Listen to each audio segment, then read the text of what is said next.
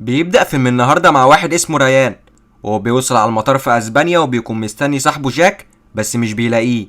وهو بيلاقي واحد مستنيه وبيعرف انه السواق بتاع جاك، وجاك بيكون سايب له معاه رسالة بيعتذرله فيها انه معرفش يجي يستقبله بسبب انه عنده شغل، وهو بيطلب منه يستناه في البيت. وهو بيوصل ريان على البيت وبينبهر وبيروح يعمل اكل عشان ياكل. وبعد شوية بيوصل جاك وبيسلم على ريان، وبيكونوا فرحانين لانهم بقالهم كتير ما شافوش بعض، وبنعرف انهم هما الاتنين طباخين وتعرفوا على بعض في مدرسة الطبخ. بس جاك جاله فرصة شغل في اسبانيا عشان كده سافر، وريان بيسأله عن المكان اللي بيشتغل فيه لان البيت ده باين عليه غالي. وجاك بيعرفه ان البيت ده تبع الوكالة، وان الوكالة كل اسبوع بتنقله بيت جديد. وريان بيسأل جاك لو محتاجين شيف معاهم في الوكالة، لان ريان بيكون شغال في مطعم صغير على الطريق في اسبانيا. بس جاك بيقوله انهم مش محتاجين حد دلوقتي. هو بيطلب منه ريان يحكي له اكتر عن الشغل، فبيقوله جاك انه بيسافر على دول كتير وبيطبخ لشخصيات مهمة. وريان بيكون منبهر لان اكيد جاك بياخد فلوس كتير. هو بيطلب من جاك للمرة التانية انه يشوف له شغل معاه، بس جاك بيقوله انه شغله مش مثالي زي ما هو متخيل، وانهم بيطلبوا منه يعمل حاجات ما تخطرش على البال.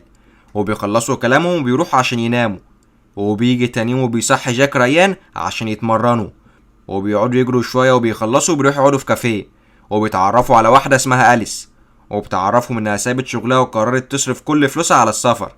وبتنبهر لما بتعرف ان ريان وجاك شيفات، وبتصمم تدوق اكلهم عشان تحدد مين الافضل. وبتروح على بيت جاك وبتطلب منهم يطبخوا طبخة ايطالية، وبيبدأوا في الطبخ وكل واحد فيهم بيظهر مهاراته. وبعد ما بيخلصوا بيغطوا عين أليس وبيخلوها تدوق الطبقين، وبتعجب بيهم جدا بس بتعجب اكتر بطبق ريان. وبيجي تاني يوم وبيصحى ريان على رسالة من شخص في امريكا، وبيهدده وبيعرفه انه لو مرجعش الفلوس خلال 3 ايام هيقتله. وبنعرف ان ريان عليه ديون وهربان عشان كده جه على اسبانيا.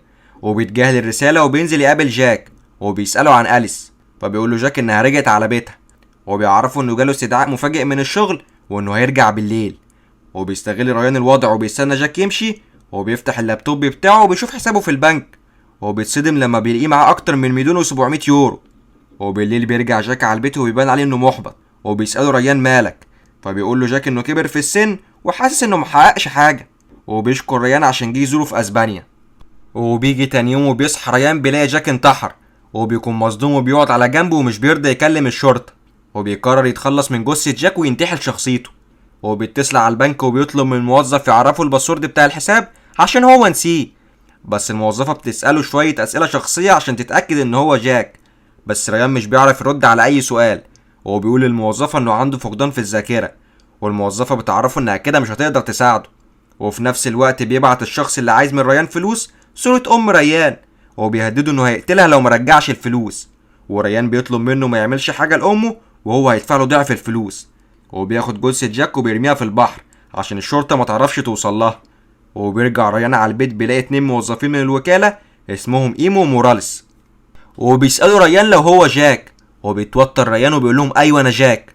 وايمو بتعرفوا انها فرحانه انها تشتغل معاه لانها سمعت عنه كلام حلو كتير. وبيسألها ريان عن تفاصيل المرتب، فبتقول له ايمو ان المرتب بيختلف من شغلانه للتانيه، بس المره دي هياخد 300,000 دولار. وريان بيتصدم من المبلغ وبيطلب من ايمو تبعت له 50,000 عشان يبعتهم للراجل اللي بيهدده. وبتبعت له ايمو الفلوس وبتسأله لو اختار اللحمه اللي هيقدمها، بس ريان بيعرفها انه ما اختارش حاجه. وايمو بتتضايق وبتعرفه ان في 5 شخصيات مهمين جايين مخصوص عشان خاطر اللحمه بتاعته، وان ال5 شخصيات دول دافعين ملايين عشان العزومه بتاعت بكره. فبيعتذر لها ريان وبيطلب منها توديه المكان اللي المفروض يجيب منه اللحمه. فبتاخده ايمو نص البلد وبتقول له يختار شخص صحته كويسه ومش بيتعاطى المخدرات عشان لحمته تطلع حلوه.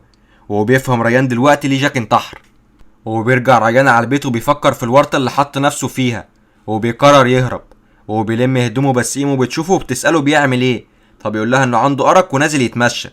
وبتتكلم مع ايمو وبتعرفه انهم قالوا في الشركة انه كل مرة بيختار فيها ضحاياه بيكون متوتر، بس بتطمنه وبتعرفه انهم بيموتوا 75 شخص بس في السنة، وبيكسبوا اكتر من 1,000,000 دولار، وبيتبرعوا ب10% للمجتمعات الفقيرة عشان يبنوا مدارس ومستشفيات ومصانع، وبيساعدوا في تطوير المجتمع، على عكس باقي الشركات اللي مش بيساعدوا حد وبيتسببوا في موت ناس كتير، زي شركة البترول اللي بتموت 100 عامل سنويا، وشركة المواد الكيماوية اللي بتموت 250 شخص. وإيمو بتكون شايفة إن شركتها بتساهم في تطوير المجتمع.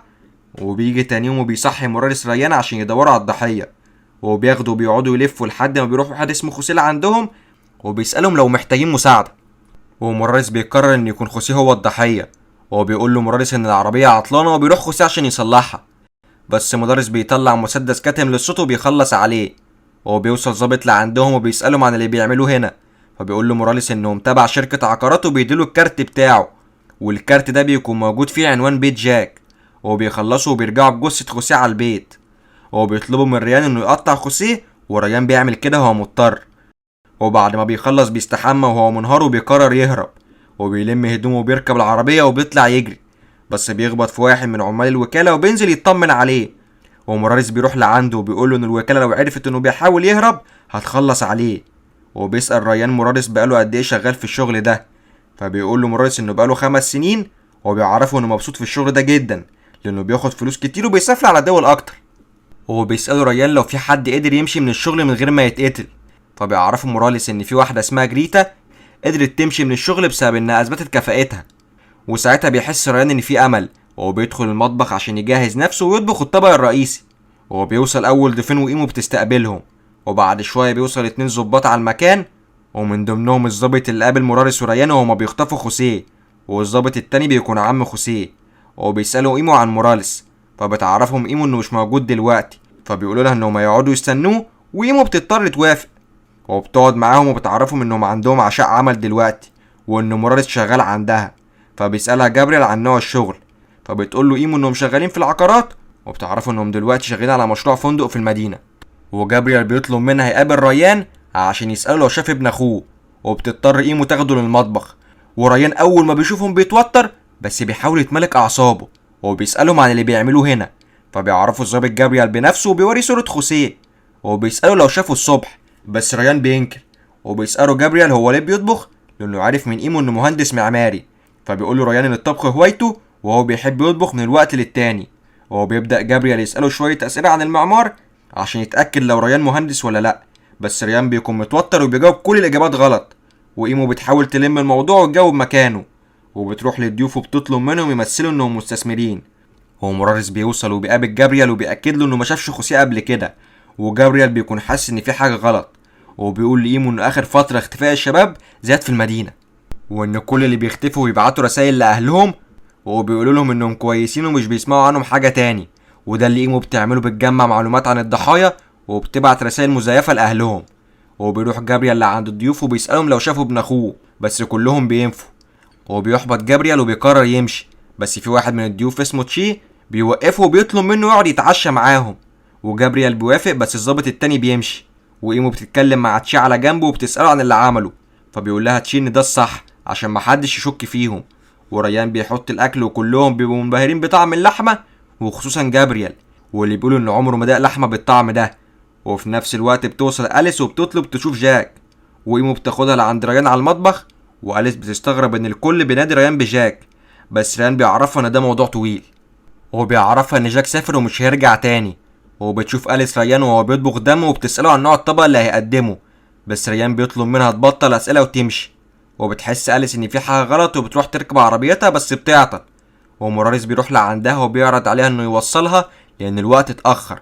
وبنرجع لريان واللي بيسال ايمو عن جريتا اللي قدرت تمشي من الوكاله، بس ايمو بتفاجئه وبتعرفه ان جريتا اتقتلت اول ما سابت الوكاله، بس معظم اللي شغالين في الشركه ما يعرفوش الكلام ده. وبنروح لجابريال واللي بيكون مبسوط بطعم اللحمه، وبينادي على ريان وبيساله عن نوع اللحمه دي، فبيقول له ريان ان دي لحمه خنزير. وجابريال بيستغرب لانه يعرف طعم لحمه الخنزير كويس واللي بيكون مختلف عن دي.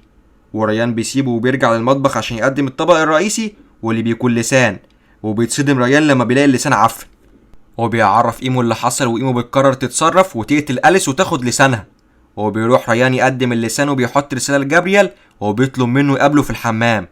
وبيروح جابريال يقابله وريان بيحكي له كل حاجه عن الوكاله. وجابريال بيرجع لما بيعرف انه اكل ابن اخوه، وبيتفق مع ريان يتقابلوا في المطبخ اللي تحت البيت. وبيخرج جابريال وبيشكر الحضور على العشاء، وبيتظاهر انه ماشي، وبينزل يقابل ريان في المطبخ. وريان بيوريه اثار الجريمه، وجابريال بيكون مصدوم وعايز يكلم الشرطه، بس بيكتشف انه نسي تليفونه فوق. فبيروح ريان يجيب التليفون وجابريال بيفضل مستني، بس موراليس بيوصل لعنده وبيخلص عليه. وبعد شويه ريان بيلاقي موراليس جنب جثه جابريال، وبيتظاهر انه متفاجئ من وجود جابريال. وبيساعد موراليس عشان يتخلص منه. وإيمو بتقعد تبعت رسايل لأهالي جابريال وأليس وخوسيه عشان تطمنهم. وبيجي تاني يوم وبيقوم ريان من النوم وبيكون مصدوم من كل اللي حصل معاه. هو بيروح يقعد مع موراليس وإيمو واللي بيقعدوا يمدحوا في أكله. هو بيزرع موراليس في رقبته جهاز تتبع عشان الوكالة تقدر تحدد مكانه بسهولة.